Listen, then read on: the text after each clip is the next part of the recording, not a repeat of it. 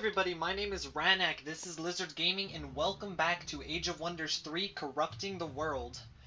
When we last left off, we had just finished removing some local bandit camps and are currently sitting at a 7-unit army, one organized of human and goblin troops, and then one tiger. So we just leveled up our hero here, and we need to get some type of benefits. Now that one works out well because it provides an extra 1 strength damage for all units in the army. It's also a typed damage, which means that things like the Wisps and Phantom Warriors, their physical resistance will not affect that type of damage, which for me is really important because those are the types of units that usually give me the most problems. So we're going to take this army here, and over the next couple of turns we're going to move towards to complete this quest here and start earning ourselves some favor with these goblins. Because of how trusting they are, they'll be really easy to bring under our sway. And instead of conquering them, which can be costly in terms of time and lives, I can just simply do that and make life a whole lot easier.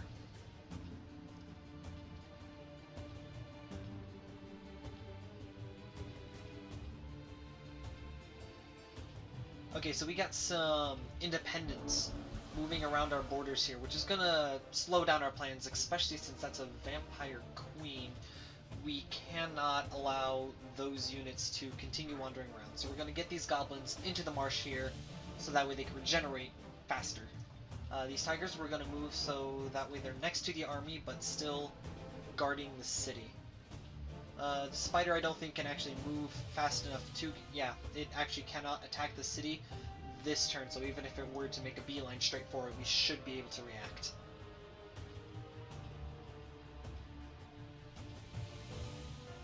Okay, so the spider is probably about here near the inn, depending on how much health Radigan, our hero, has. Okay, so he's back up to full. So I'm going to see if we can actually go and make a move on... yep, they're right there. So I'm going to actually lead the attack with the tiger, which will move the tiger into the square and will allow the goblin army here to then continue on its way towards that city, because we're going to start running out of time to complete that quest here in the near future.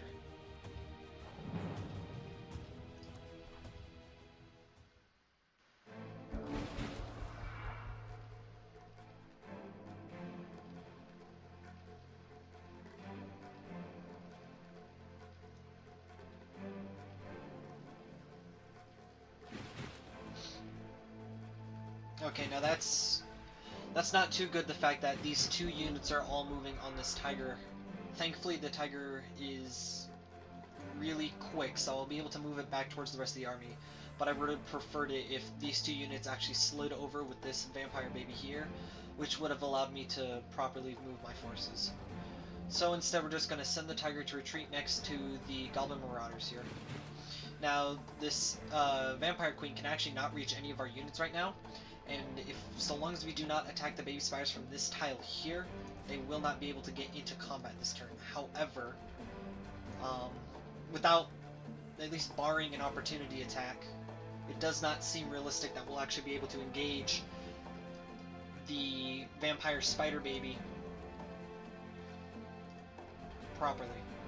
This will do it a lot of damage, which is an excellent step in the correct direction. It did end up reducing its movement speed, which isn't too important, but what I'm going to do is I'm going to send the warg in on a charge attack, and this is going to open him up to an attack by the vampire spider queen. Chances are the queen will try and web down the goblin warg riders, so we're going to move the goblin marauder up one so that we can set up some flanks against the spider queen, because it's going to take more than just that one unit to take down. Unfortunately, the goblin marauders are pretty slow, so our best bet for flanking will actually be the tiger unit we sent on retreat here this turn.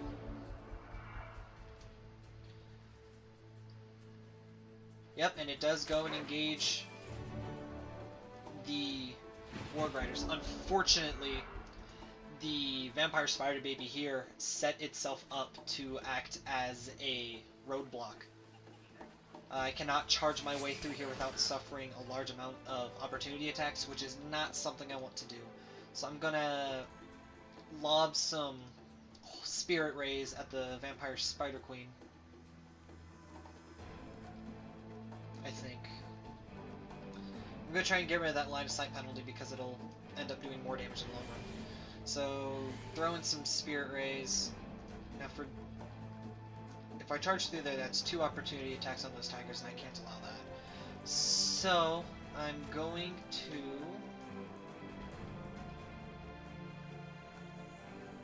Yeah, I'm going to move the tigers all the way down here and have them come in, and if it's still alive, flank it from that direction. And I'm actually going to have the wargs here guard to increase their longevity, because this turn they have to be able to survive a 3 attacks from that Spider Queen. And I really see no need in moving any of those 2 units, so we're just going to keep them there to fill in any gaps that appear in our common areas. Now that was unexpected. I didn't think the AI would actually want to take an opportunity attack like that, and it directly led to us being able to take out the Spider Queen. So I'm just going to send the Tiger in around there, get some flanking strikes, and get it some experience.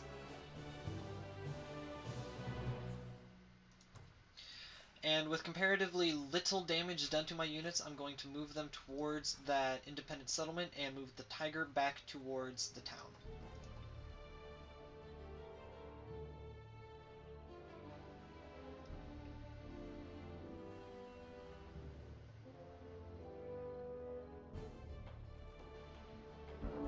I need to figure out where that spiders are coming from. It's a monster's den somewhere around here. The quicker I find it and the quicker I get rid of it, the less we'll have insurrections like that.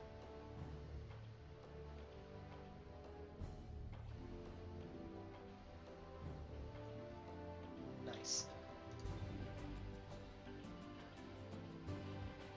With the ability to make an area produce martyrs and other such units dedicated to evil, I'm thinking about actually declaring war on the settlement instead. It does have wooden walls already, however, which is a problem. I don't think we get an alignment benefit for finishing this quest, though.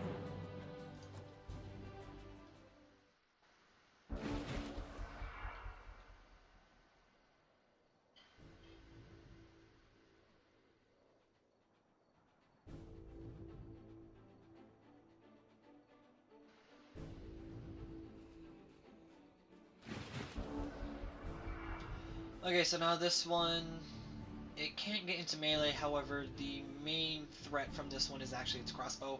But even then, it's so little of a threat, I'm just going to set up flanks. Let them have the initiative, attack whatever they want.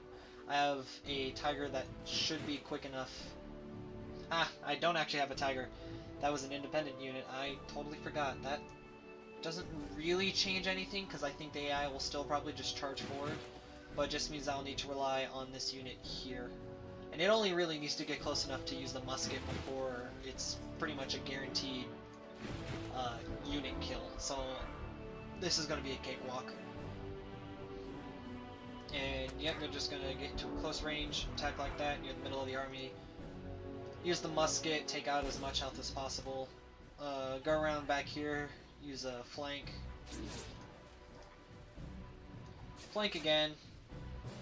And my hero was the only one who took any damage.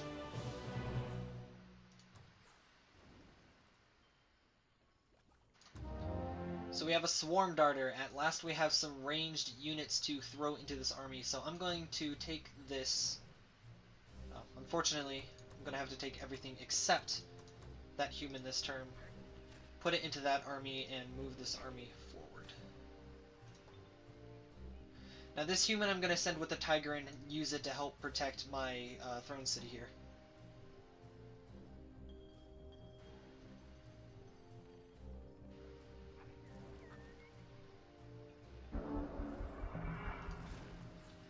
Another day, another level up, and this, ooh, all units in the hero's army gain plus 200 morale. That's great because it's going to greatly increase the chance of me getting critical strikes, which will just make combat significantly easier.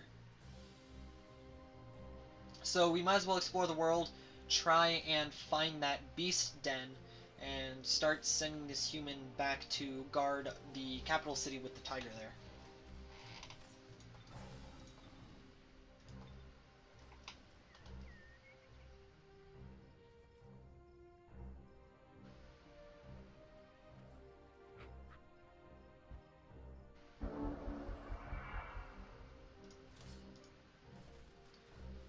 So now there's two more things we can clear. We can clear out that inn there of the Tigran units and this ancient ruins here.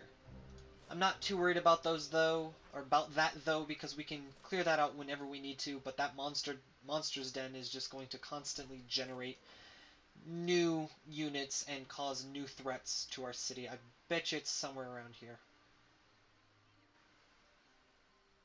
And there's also that stack of goods there that I might want to clear out shortly. And with the completion of the observatory, we did not get any new treasure sites, unfortunately.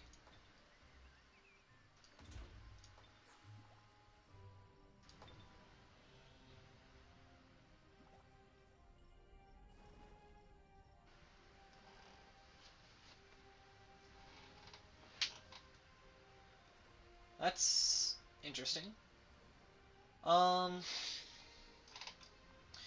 I like the items that building an arcane forge gives you as part of the Empire quest, so I'm gonna make that my focus, and in 2 turns it will actually start construction. I currently don't have enough money for it, so it's no big deal, it just slows us down a little bit. And another player is lost. I might not actually get to start spreading the blight before everybody is conquered by independence, which is kind of sad. Unfortunately, this is a night level difficulty, and the AI isn't all that bright in terms of protecting its cities, so the independents have just been wrecking house whenever I play this difficulty. So I typically play at Lord now, in light of this new patch. And yep, there's the monster's den. Unfortunately, there's a little bit of a river in our way, as well as that halfling dwelling. Now the halfling dwelling I'm just gonna blatantly destroy. There ain't no way I'm gonna get anything of value. I don't like halflings. I absolutely despise them, and they are symbols of the purity of nature and must be destroyed.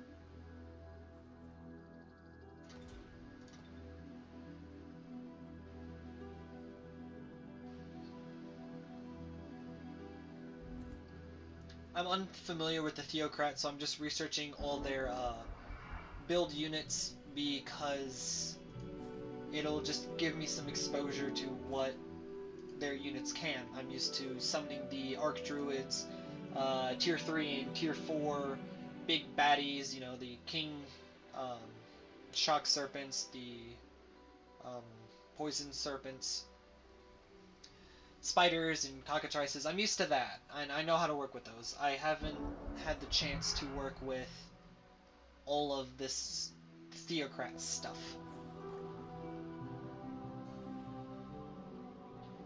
With that in mind, we're going to build a Theocrats Conclave in the Masters Guild. Empire quest is complete, so if we click this army... Blight weakness. Well, that's a bit offset by the Goblins' natural resistance. +2 defense, +1 resistance, Dragon and Giant Slayer. It's not the greatest, but it'll work. The armor and resistance is nice.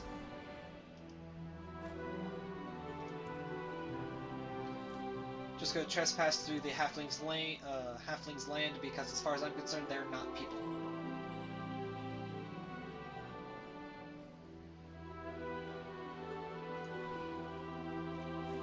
I wonder if they truly only have an army of 1. have an army of one and then... Okay, yeah, they do have hidden units. So let's just get out of their domain. I'll come back for them later with trebuchets. Item has arrived. Might as well put on that helmet.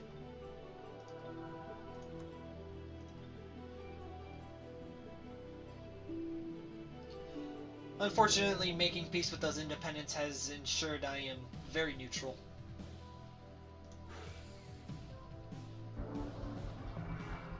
Okay, vampire spider babies are slightly annoying. However, that hunter spider queen is going to cause me problems because it can teleport. Thankfully, all my units are at high health and I do have ranged attacker now. But it does do blight damage, so it won't be quite as powerful as if I was using something like a draconian or a dwarf, which don't use blight. Let's see how this one works out. This is probably going to be the toughest fight I've had yet in this round. And even under a blood moon, when it's really, really dark, it is always nice and sunny in combat.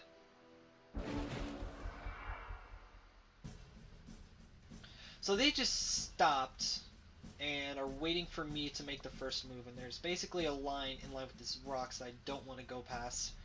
It's actually a... If I move, I'm going to get ambushed by that hunter spider using its teleport.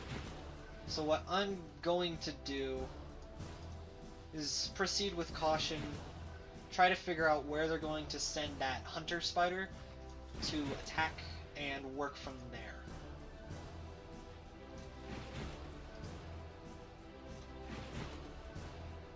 Keep the swarm darters in the far back because they're really valuable to me right now. They're the only ranged unit I have besides Ratigan.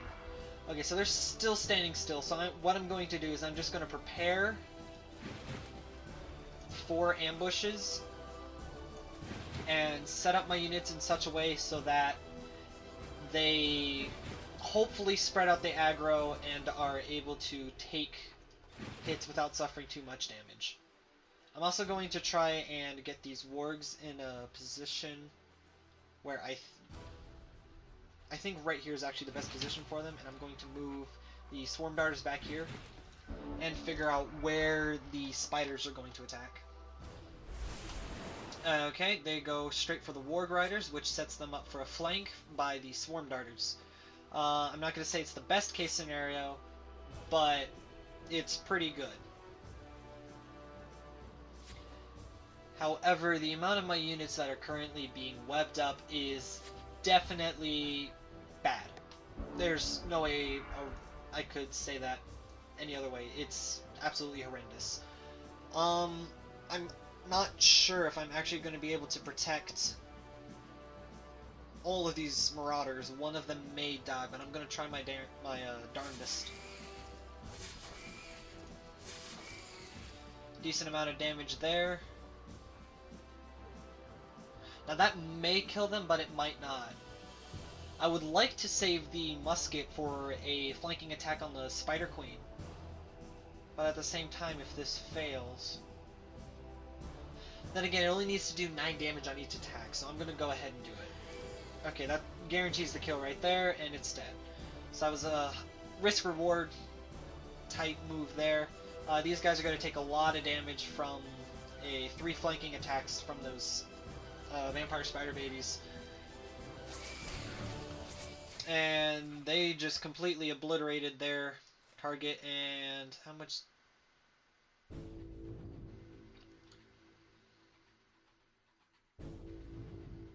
I'm going to go ahead and attack. I think they should be tough enough to win in a fight, even with the Spider Queen having the initiative on attacks.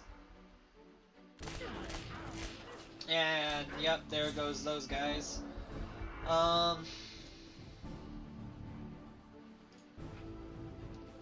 So I don't even need the musket for the Spider Queen. So I'm just gonna go shoot them with the musket at point blank range, send them in to finish the job.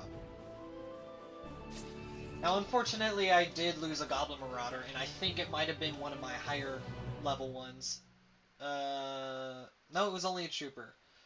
So, yeah, the veteran just leveled up to an expert, so that I'd rather have the Goblin Marauder not dead than have 2 rank ups across my units, but it could have easily been worse.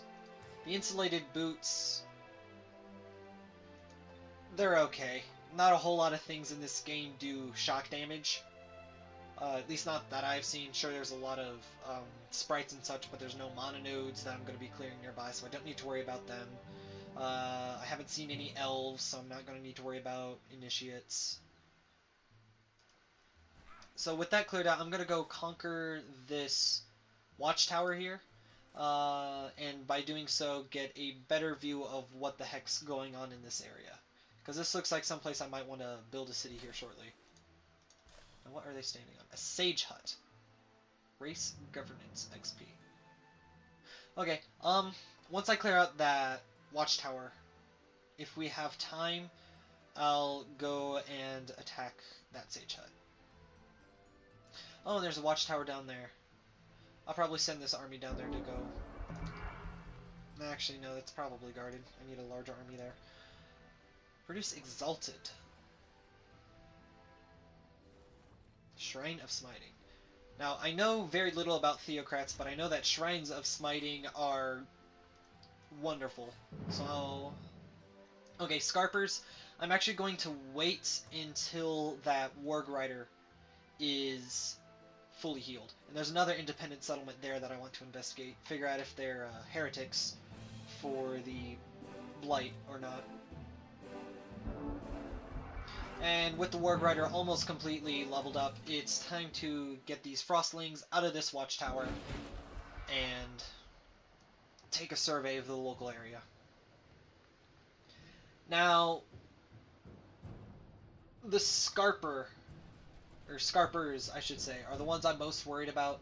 They're the ones that'll be freezing my units and allowing these guys here to just wreck face.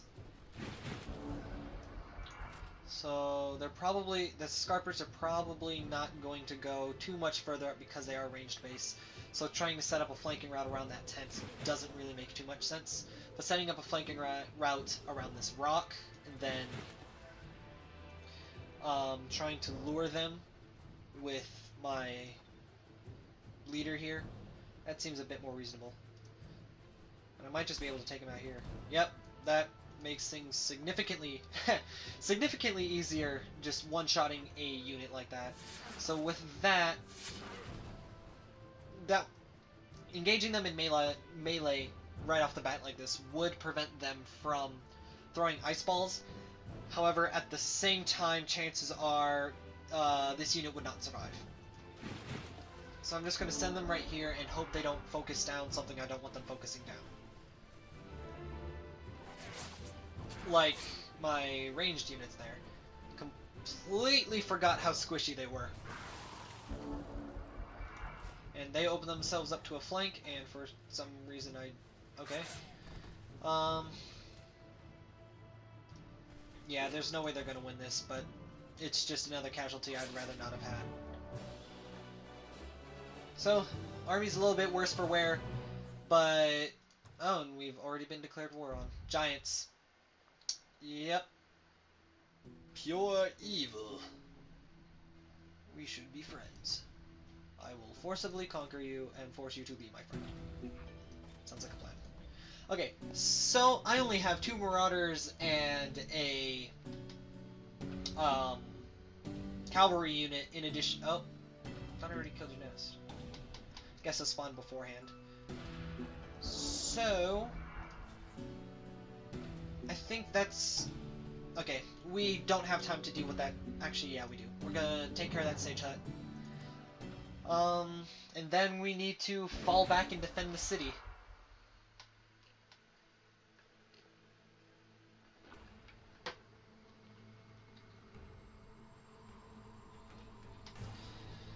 So, those flamers there, they do a 7 hex AoE attack, that firebomb there. So I gotta make sure that I don't bunch up my units too much when we get closer, because once we get close, that ends up doing a lot of damage. And these Draconian Raptors are, in my opinion, the most overpowered cavalry unit in the game. They're really powerful, they deal fire damage right off. They're really fast, so they're going to be the ones to get a musket to the face. At the same time, this is pretty much resolving Ratigan to death. Once I do this attack, he's probably going to be swarmed on by the Raptor as well as one, if not two, Flamers, and they'll just eat him alive. However, I can use that as an opportunity to set up flanking attacks. And that's a bad place to actually have them because of the AoE Firebomb. So we're going to move the Marauder out here. We're probably going to suffer one, if not two, casualties this round. There's not much I can do about it to prevent it. However, that's an interesting choice by the AI to focus down that Goblin Marauder. So we might actually be able to walk away healthier than I would have expected. Especially once I get these Flamers locked up in melee range like this, they're not going to be able to use their Firebomb effectively. So we might have just been able to escape without losing any units due to that interesting choice by the AI.